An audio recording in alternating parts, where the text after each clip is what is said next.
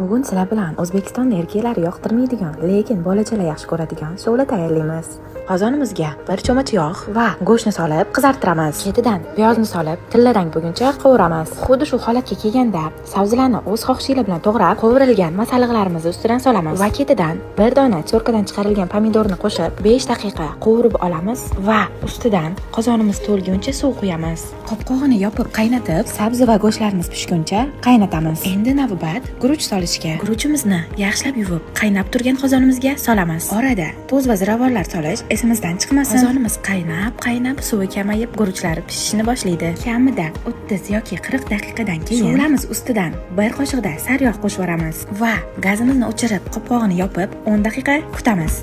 Shunda shovlamiz yanada mazaliroq. Shovlamisan, shovla bo'ldi. Yoqimli, ishtaha, mana azizlarim.